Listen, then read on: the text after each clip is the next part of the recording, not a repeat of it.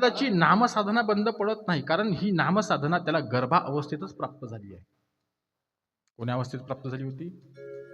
गर्भावस्थेमध्येच प्राप्त झाली होती. कारण लेकराला संस्कार हे गर्भ अवस्थेमध्येच दिले जातात. कोण्या अवस्थेत? गर्भाच्या अवस्थेत. मूल जसं पोटात असेल तसे संस्कार देत चला. आता बरेच संस्कार निघले, गर्भाधान संस्कार वगैरे बरेचसे संस्कार आहेत. असे संस्कार अवश्य दिलेच पाहिजे. आता संस्कार नावाची वस्तू शिल्लक राहिलीच नाही. संस्कार नावाची वस्तू शिल्लक राहिलीच नाही. कारण आपण जसं करू तसं पोटातले लेकरू करणारच आहे. लेकराच्या देखत आपण जसं वागू तसे संस्कार तोही घेणार आहे. एक जोडपं लेकराच्या देखत पिक्चर बघायला गेलं. जुना पिक्चर होता शोले. आणि जुना पिक्चर असल्यामुळं ती पिक्चर पाहून घरी आले आणि घरी आल्यानंतर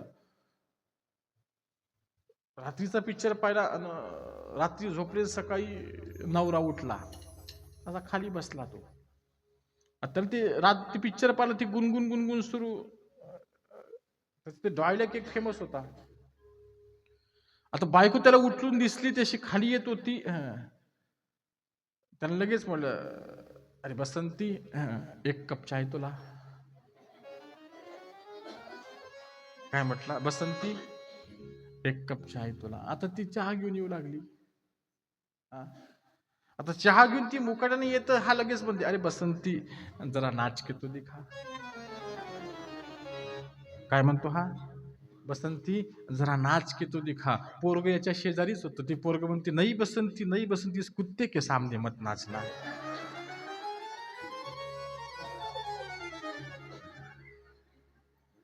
आता काय अवस्था, त्याच्या देखतच सगळं घडलं म्हणल्यानंतर तू बोलणारच आहे. तू काय करणार आहे?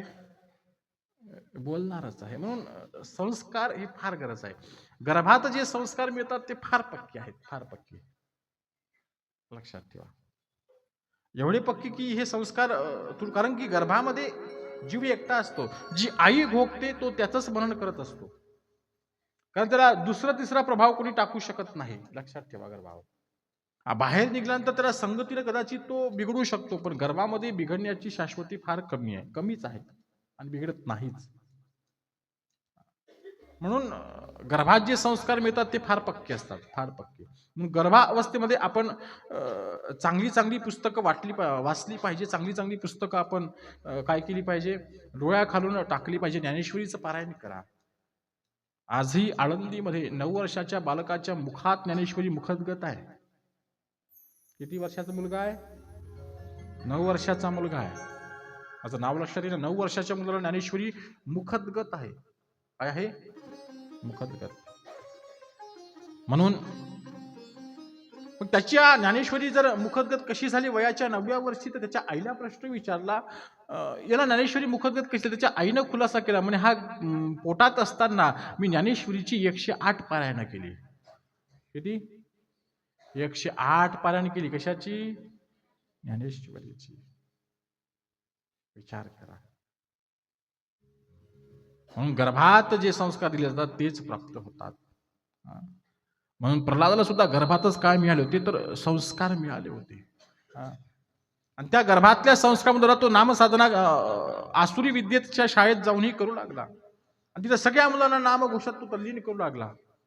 षण्णमर्काने समजवण्याचा प्रयत्न केला, पण समजत नाही. एक दिवस षण्णमर्क बाहेर गेले आणि यानं आपली शाळा भरवली आणि भजन सुरू झालं.